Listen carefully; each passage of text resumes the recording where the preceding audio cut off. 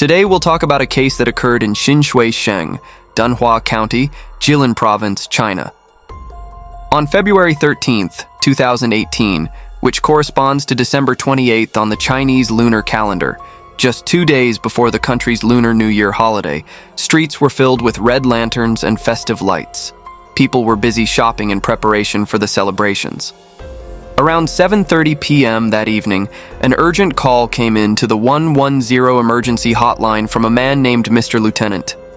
He frantically reported, "When I got home from work, I found my daughter collapsed in the bathroom. She's not breathing anymore." Police immediately responded to the address provided by Mr. Lieutenant. The crime scene was located in apartment 102.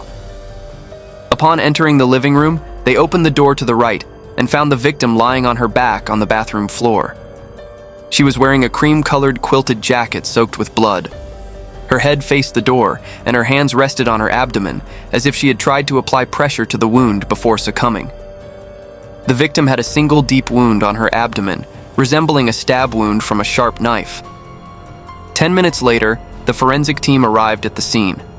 While the forensic team conducted a preliminary examination to determine the cause of death, the police gathered more information about the victim. The young woman, named Li Xinyang, was 21 years old. The apartment where the crime occurred was in a newly built residential complex in Dunhua City, Jilin Province. The building lacked security cameras. The unit was a 2-bedroom, 1-living-room apartment that Mr. Li Guojun, the victim's father, had rented 3 years prior. Mr. Li and his daughter lived there together. Based on a floor plan, the entrance led directly into the living room. The first door on the right was the bathroom, where the victim's body was found. The room marked with a red circle in the diagram was Xinyang's bedroom. At around 7:30 p.m. on February 13th, Mr. Guojun returned home from work and discovered his daughter dead on the bathroom floor, prompting him to call the police immediately.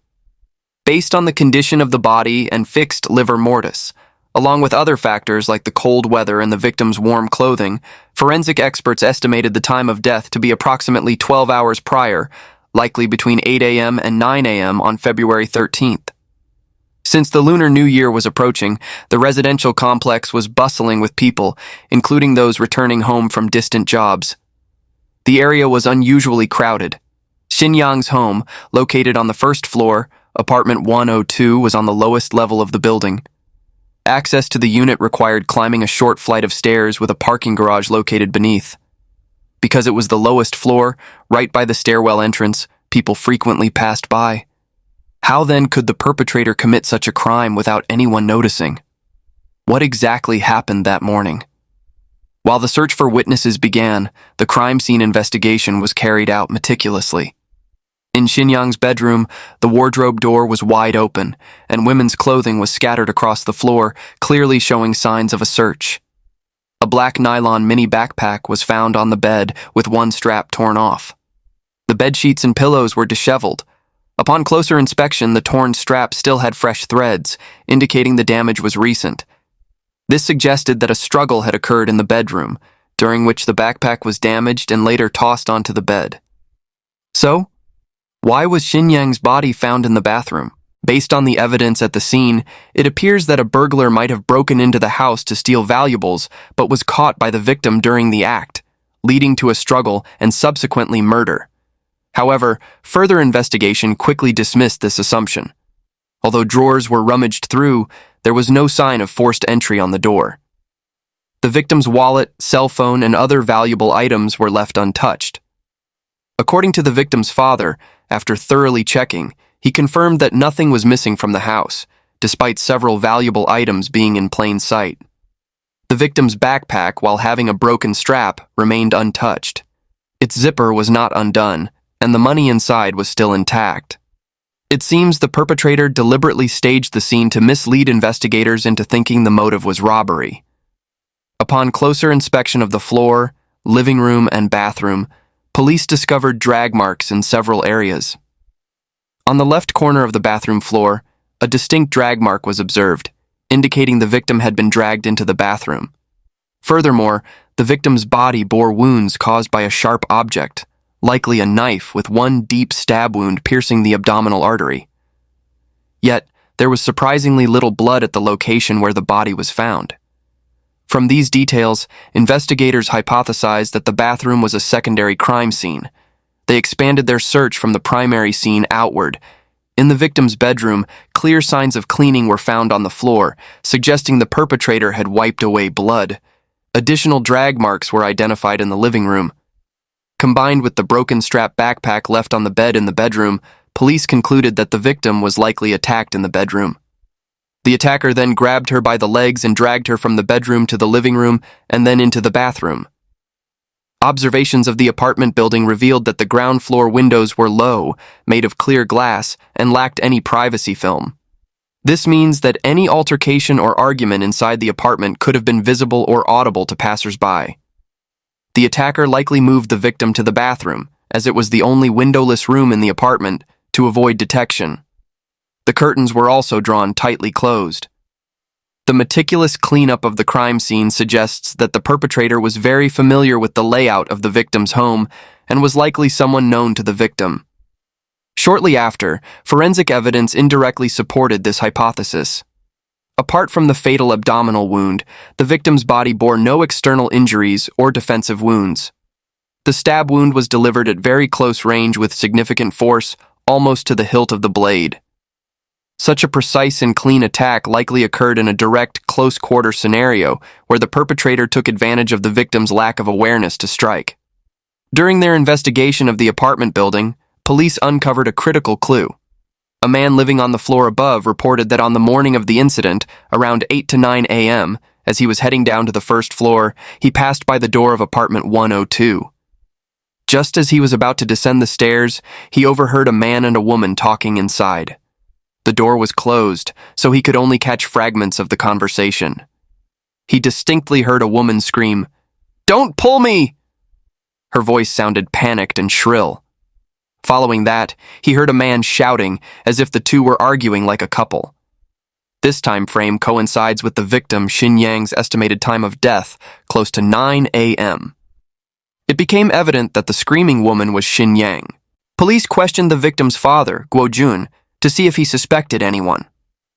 Guo Jun explained that he had left the house at around 6:20 a.m. on February 12th to go to work and stayed at his workplace until the evening of February 13th, only returning home nearly 2 days later. He stated that when he got home that evening, everything appeared normal at first, and he didn't notice anything unusual. After putting away his tools in a room, he opened the bathroom door and discovered his daughter lying on the floor, cold and unresponsive. When asked if he knew who Xin Yang might have argued with at home that day, Guo Jun shook his head and said he couldn't think of anyone. He recounted how he had divorced early and raised his daughter alone. Xin Yang had been rebellious and dropped out of school in middle school. Her behavior had worsened over time. She frequently stayed out and rarely returned home. Guo Jun had tried to enroll her in vocational training to prepare her for a job, but she refused. She would leave home for periods, return, work odd jobs, and drift through life. Guo Jun admitted that despite his repeated attempts to guide her, his daughter ignored his advice. He felt powerless in managing her. Even when she left home, she wouldn't answer his calls. He had no idea where she was or what she was doing. Occasionally, she would appear with boyfriends, always a different one. And her circle of friends largely consisted of troublemakers. At this point, the police focused on investigating Xin Yang's social relationships. Despite her young age, her social circle was complex, including individuals with criminal records. After extensive inquiries, 2 men became prime suspects, Kui Jun and Xu Ning. Kui Jun was Xin Yang's ex-boyfriend, while Xu Ning was her current boyfriend. In October 2017, about 4 months before the murder, Xin Yang broke up with Kui Jun and started dating Xu Ning.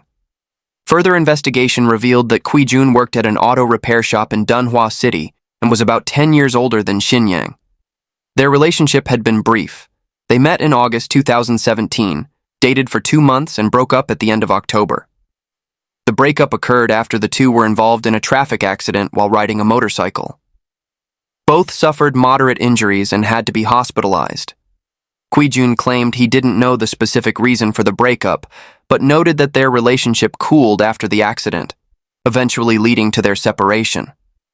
Qui-jun expressed frustration as he recounted the events surrounding the accident. He explained that he was more severely injured than Shin Yang, so she was discharged from the hospital first. While he was still hospitalized, their relationship had essentially ended. Reflecting on their time together, Qui-jun appeared resentful. He stated that Shin Yang only suffered minor injuries, which required simple treatment, and she was discharged the day after the accident. However, he remained hospitalized for several days. During his stay, Shin Yang neither visited nor cared for him. When he tried calling her, she didn't answer, and she ignored his text messages. Qui-jun admitted that her avoidance deeply upset him. He also mentioned that he paid for both their hospital bills. Police noted his bitter tone when he brought up the cost of those expenses. This led police to consider the possibility that on February 13th, Qui-jun might have gone to Shin Yang's home to demand reimbursement for the medical expenses he had covered, which could have led to a conflict. However, investigations revealed that Shin Yang's medical expenses were less than 1,000 yuan, with insurance covering a portion of the costs. But why did Shin Yang suddenly end the relationship with Qui-jun?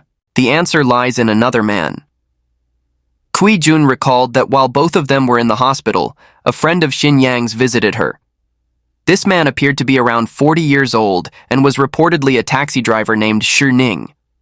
During the visit, Qui-jun noticed that Shin Yang seemed to interact warmly with Shi Ning. When Qui-jun asked who the man was, Shin Yang replied that he was an old friend, adding that he was married and had an 8-year-old son. Reassured by this explanation, Qui-jun didn't suspect anything at the time. However, after Shin Yang was discharged and disappeared without any contact, Qui-jun later discovered that she had moved in with Shi Ning.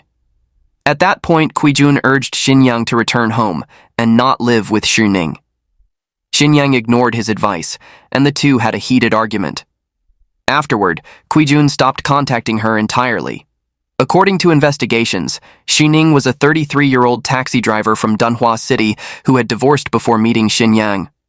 Qui-jun may have felt betrayed by this development, potentially harboring resentment that could lead to revenge. However, when questioned by police, Qui-jun vehemently denied any involvement in the crime. He provided an alibi, stating that on the morning of February 13th, from 7 a.m. onward, he was visiting friends, having breakfast at their home, and later playing mahjong at a parlor until well past noon. Through evidence collection, including surveillance footage showing Qui-jun entering his friend's apartment complex and later arriving at the mahjong parlor, police confirmed his alibi. Consequently, Qui-jun was cleared of suspicion in Shin Yang's murder. The police shifted their investigation to Shi Ning, the victim's current boyfriend at the time of the murder. Shi Ning had a particularly close relationship with Shin Yang and was someone who could freely enter and exit her home. In fact, Shin Yang spent most of her time living at Shi Ning's place and only occasionally returned to her own home. Shi Ning provided for her needs, including food, shelter, and other material comforts. This made him the person most familiar with her habits, her home environment, and her father's work schedule, including when he would leave and return home. Around the same time, surveillance footage near the apartment complex revealed that Shin Yang had returned home at approximately 7:30 a.m. on February 13th. She arrived in a red taxi, which looked identical to the color and model of the car Shi Ning was driving at the time. But was the driver of the taxi Shi Ning? Unfortunately, the license plate was not visible due to the camera's low resolution and the distance. Additionally, the angles of the two public surveillance cameras only captured the street, not the interior of the complex. The footage showed the taxi stopping at the entrance, Shin Yang exiting the car, and the taxi making a U-turn, possibly leaving or searching for a parking spot. However, there was no further footage of the car in the vicinity. Since the apartment complex had no perimeter walls or security gates and limited camera coverage, it was impossible to determine if anyone followed her. Further investigation revealed that Shin Yang and Shi Ning had a very close relationship. Friends of the couple stated that Shin Yang often mentioned her boyfriend cooking for her after work every day. Shi Ning was described as very caring, and their friends believed the two were happy and likely to marry soon. Shin Yang also got along well with Shi Ning's parents. The key question now was Shi Ning's whereabouts during the time of the murder. As a taxi driver, Xining had been working that day from 7 a.m. to 7 p.m. His vehicle was equipped with GPS tracking, and records showed that he had driven a customer to a different county that morning, covering a round trip of over 93 miles. His route and timing placed him far from the apartment complex. When Xining learned of Xinyang's murder, he was deeply saddened and filled with regret. He recounted the circumstances leading to Xinyang's return home. Xining explained that they had known each other for over a year, having met when she hailed his taxi.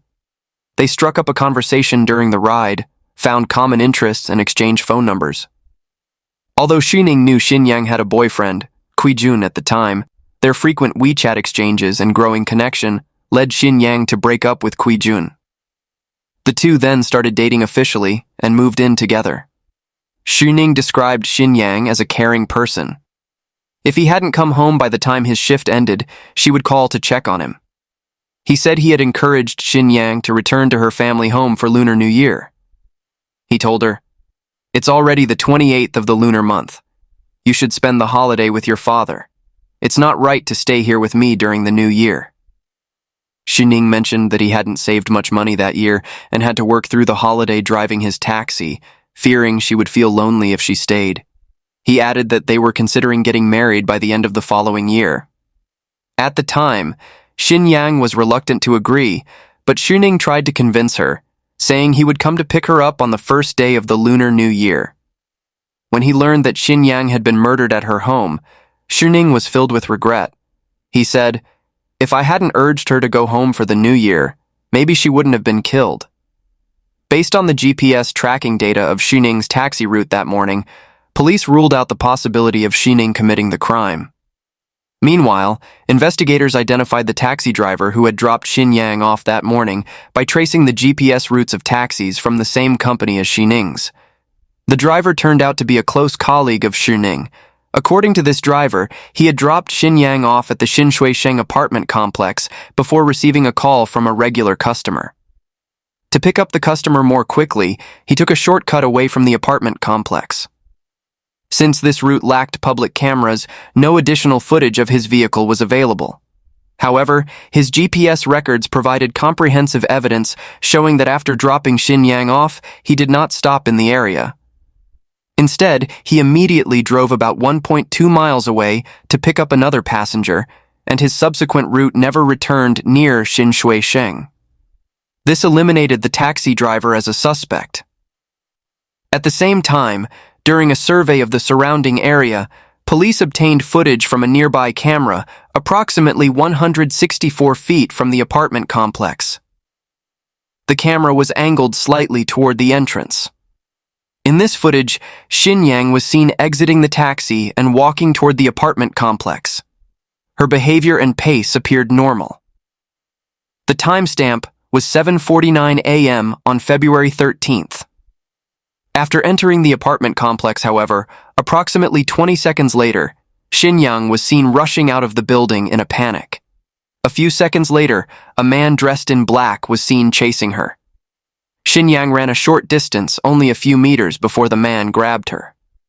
Unfortunately, the struggle between the two occurred behind a bus stop, partially obscuring the view.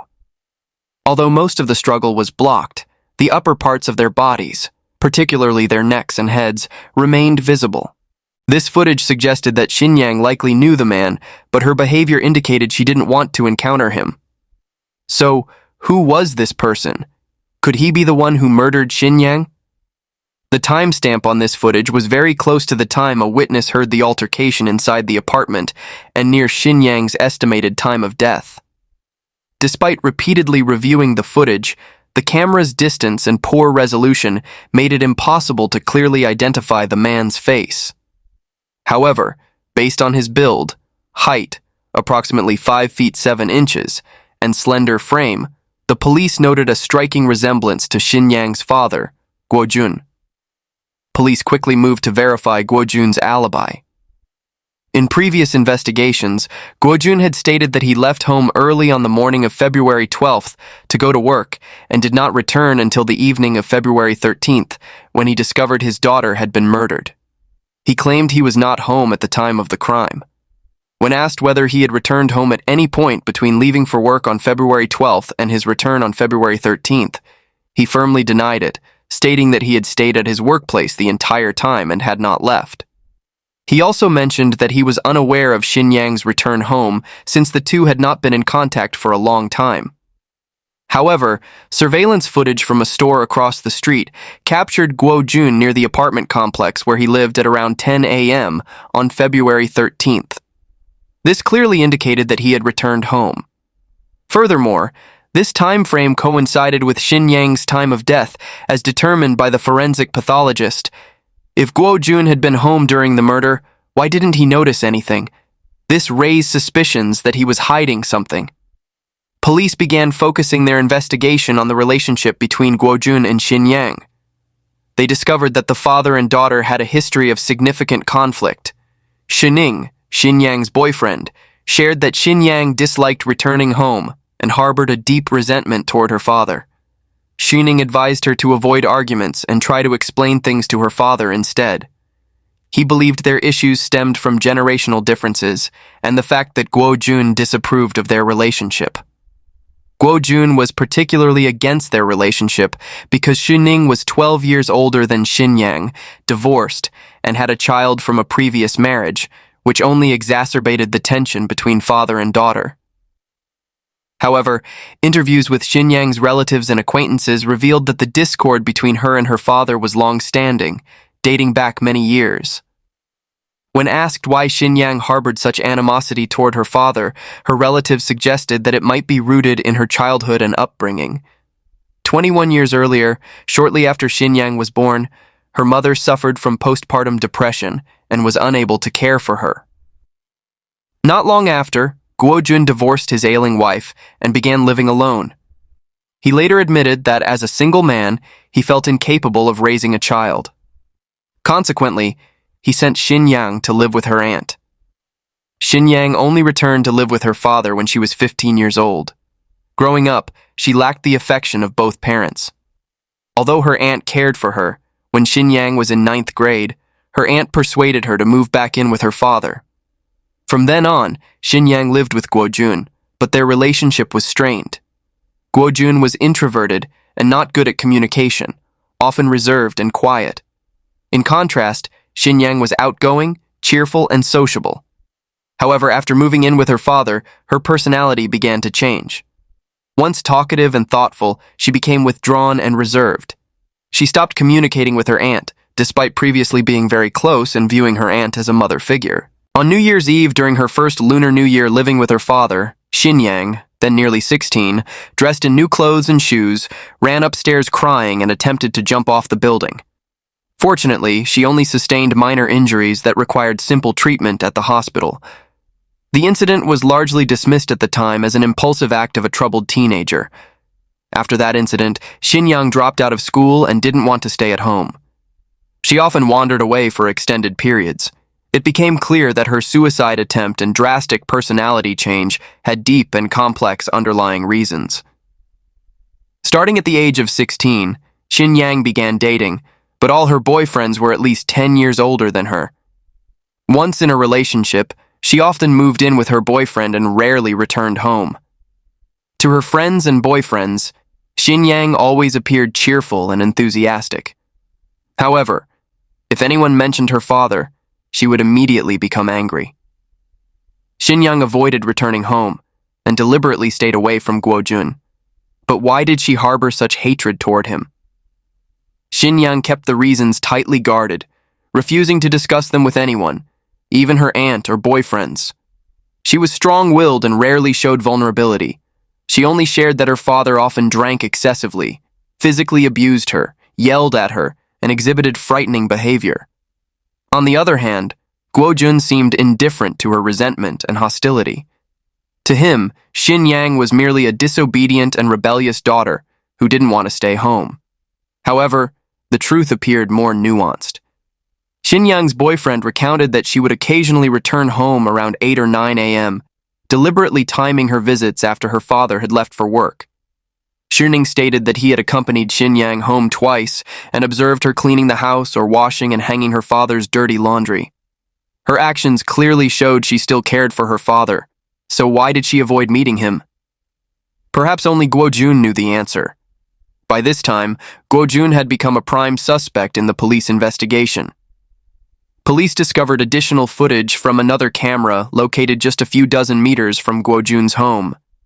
At around 10 a.m. on February 13th, Guo Jun was seen walking along the street, glancing around nervously. The footage captured him wrapping a bleeding finger on his left hand with tissue. It was evident that he had sustained the injury recently, as this timestamp was less than an hour after Xinyang's estimated time of death. From the outset, police had noticed the wound on Guo Jun's hand when he reported the crime. However, the injury was minor, and when asked about it, Guo Jun explained that he had hurt himself the previous day while working at the factory. But the footage from 10 a.m. on February 13th showed him actively tending to the wound, indicating the injury had occurred around that time. Another suspicious detail was Guo Jun's behavior when reporting his daughter's death. Instead of focusing on finding the culprit or closely following the investigation, Guo Jun had immediately called a funeral service to transport Xinyang's body for cremation. This urgency to move her remains raised further doubts among investigators. Faced with mounting evidence, including footage showing Guo Jun returning home on the morning of February 13th and injuring his hand shortly after Xinyang's death, Guo Jun eventually confessed. He admitted that he was the one who killed Xinyang and was the man in black seen struggling with her at the apartment entrance. Li Guojun provided the following account of events. On the morning of February 13th, as usual, Xinyang returned home briefly, timing her visit for when her father would typically be at work. However, she didn't expect that Guo Jun had taken the day off and was at home. When Xinyang arrived, she immediately attempted to leave without saying a word. Guo Jun chased after her, grabbing her, which was the struggle captured by the apartment entrance camera. At that moment, Guo Jun tried to persuade her to stay home for the Lunar New Year. However, Xinyang refused and insisted on leaving. Guo Jun, determined to stop her, continued to plead while dragging her back into the apartment. Once inside, the father and daughter began arguing again. Xinyang's defiant attitude enraged Guo Jun. He grabbed her by the hair and slapped her several times. Xinyang in turn fought back. During the struggle, Xinyang said something that pushed Guo Jun over the edge. She threatened, "If you hit me again, I'll accuse you of rape." Guo Jun claimed that this statement made him so furious that he completely lost control. He stabbed his daughter in her bedroom, then dragged her from the bedroom through the living room and into the bathroom, leaving her alive but gravely injured. After locking the bathroom door, Guo Jun cleaned the bloodstains in the bedroom. Despite having the opportunity to call for medical help during the attack, Guo Jun chose to leave Xinyang unconscious and dying in the bathroom. He later explained that, in his moment of rage, he viewed her as a troublesome daughter whose presence or absence made no difference, which led him to kill her. After the murder, Guo Jun attempted to cover his crime by ransacking drawers and scattering clothes to stage the scene as a robbery. He then returned to his workplace, only to come home later that evening, feigning shock at discovering his daughter's body before reporting it to the police.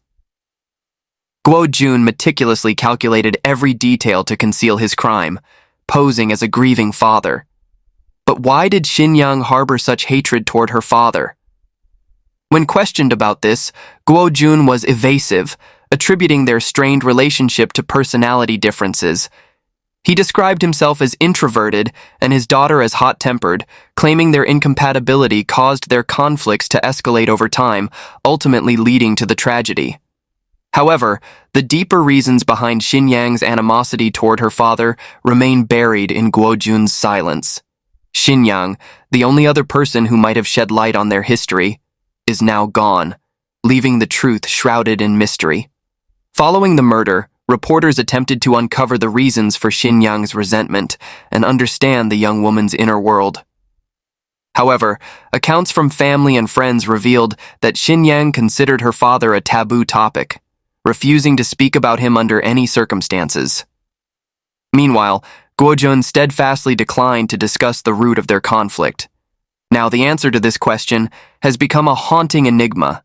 buried alongside Xin Yang's untimely death. In November 2018, Guo Jun was sentenced to death. In this case, there appeared to be an extremely serious conflict between the victim and her father. While the exact nature cannot be confirmed, according to Chinese social media users at the time, the underlying cause was both dark and terrifying. They speculated that Guo Jun, while intoxicated, may have sexually assaulted his own daughter. This trauma allegedly led Xin Yang to drop out of school and become rebellious, living in isolation and harboring hatred toward her father. Such extreme negative behavior from Xin Yang couldn't be explained by mere personality differences. Looking at the two possible causes suggested by Chinese social media users, sexual assault and severe physical abuse, many favored the first explanation. This was because Xin Yang kept the matter completely private, treating it as an unspoken trauma, and had never been hospitalized for physical injuries before, which seemed to rule out severe physical abuse. These theories gained traction because Xin Yang would only secretly return home when her father was absent. On the morning of the 13th, when she returned home and found Guo Jun present, she immediately tried to flee but was dragged back into the apartment complex. Moreover, the initial attack took place in her bedroom. Her bed showed signs of a struggle, despite the fact that she hadn't been sleeping there and had been living at her boyfriend's home. Significantly, before her murder, Xin Yang declared, "I will report Li Guo Jun for rape." While all these circumstances point toward the horrific cause discussed on social media at the time, everything remains speculation without confirmation. However, one thing is certain. Li Xin Yang always yearned for family warmth, secretly returning home to help with household chores before leaving again. She wasn't truly the delinquent daughter her father believed her to be. What are your thoughts on the details of this case? Please share your comments below. If you enjoyed our video, please like and subscribe to follow more true crime stories. Thank you, and see you next time.